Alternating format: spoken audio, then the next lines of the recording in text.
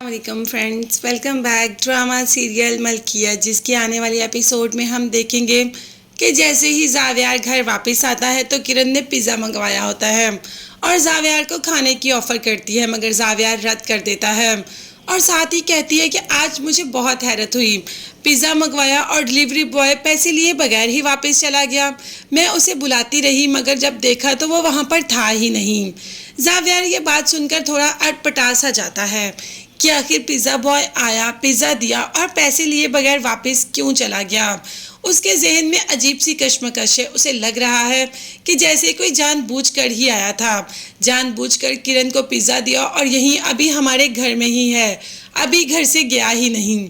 और वैसे जावियार का ये वहम नहीं, ये बिल्कुल ठीक है, क्योंकि वो पिज़्ज़ा बॉय कोई और नहीं फाहद था, जो कि जिमल से मिलने के लिए आया और जिमल से कह दिया कि तुम्हारा भाई कभी भी हम दोनों की शादी नहीं होने देगा, तो क्यों ना हम यहाँ से भाग जाते हैं, हम भागकर शादी कर लेंगे और फिर तुम्हारे भाई को इस शादी को कबूल तो करना ही पड़ेगा। तो जिमल ने कहा कि नहीं, ऐसा तो मैं बिल्कुल भी नहीं कर सकती, मैं अपने भाई का सर नहीं झुका सकती। सब क्या कहेंगे कि माँ बाप के जाने के बाद भाई ने कैसी तरबियत की बहन की कि बहन भाई को ही छोड़कर चली गई, उसी का मुंह सारी दुनिया के सामने झुकाकर चली गई। फाहद, तुम यहाँ से चले जाओ और मुझे हमेशा हमेशा के लिए भूल जाना।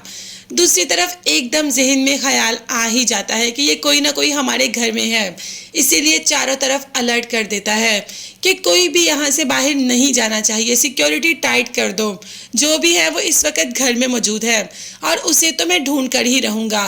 अब हर तरफ फाहद को ढूंढने की तैयारियां शुरू हो चुकी हैं। मतलब ये बात पूरे घर में फैल चुकी है कि घर में कोई ना कोई अनजान तो है और जिमल भी ये बात जान चुकी है, इसलिए फाहद से कहती है कि यहाँ से चले जाओ, भाई कभी भी यहाँ पर आ जाएंगे और कुछ ना कुछ बुरा हो जाएगा।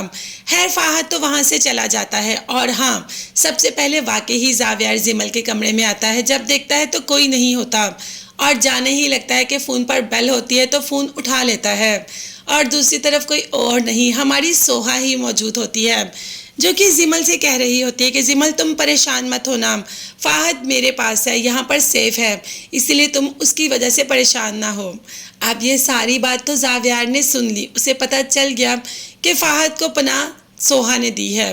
अब सोहा से उसे इस बात की तवक्को बिल्कुल भी नहीं थी, इसीलिए सोहा को तो बुला लिया और कहा कि बताओ तुमने ऐसा क्यों किया, मैं सुनना चाहता हूँ, मुझे आवाज़ नहीं आ रही, ज़रा खुलकर बताओ। इसके बाद जावियार की आवाज़ काफ़ी लाउड हो जाती है, तो बस वो भी आगे से सोहा खड़ी है, जावियार की बातें कैसे सुन सकती है।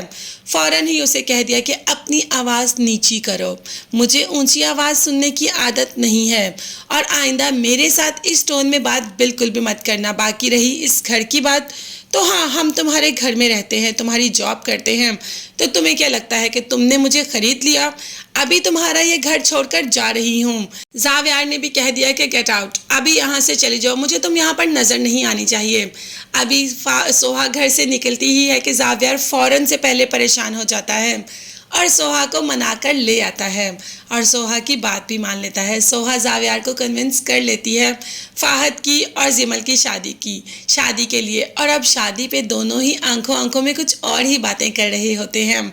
जावियार को तो पहले ही सोहा से मोहब्बत होती है, मगर आगे सोहा को भी जावियार के जज्बात का एहसास हो जाता है और अपने जज्बात का भी, तो ये दोनों भी मोहब्बत के बंधन में आगे हम देखेंगे कि बंध ही जाएंगे और मोहब्बत के साथ साथ शादी के खूबसूरत रिश्ते में भी बन जाएंगे। अब शादी के बाद एहसास होगा सोहा को कि जावियार कितना केयरिंग इंसान है, वो तो सोहा की इतनी केयर करता है, सोहा की हर बात पर जान देने के लिए भी तैयार है। सोहा को ऐसा लाइफ पार्टनर तो कभी मिल ही नहीं सकता था। सोहा अपनी किस्मत पर तो रश करती है और जावियार की मोहब्बत ने उसे मुकम्मल कर दिया। जावियार को भी तो सोहा की मोहब्बत ने काफ़ी बदल दिया, मगर क्या ये मोहब्बत ऐसे ही चलती रहेगी, इसमें कोई ट्विस्ट नहीं आएगा? तो ट्विस्ट तो इसमें आएगा, हमारी किरण किस दिन काम आएगी, वही तो है इन दोनों को दूर करने के लिए।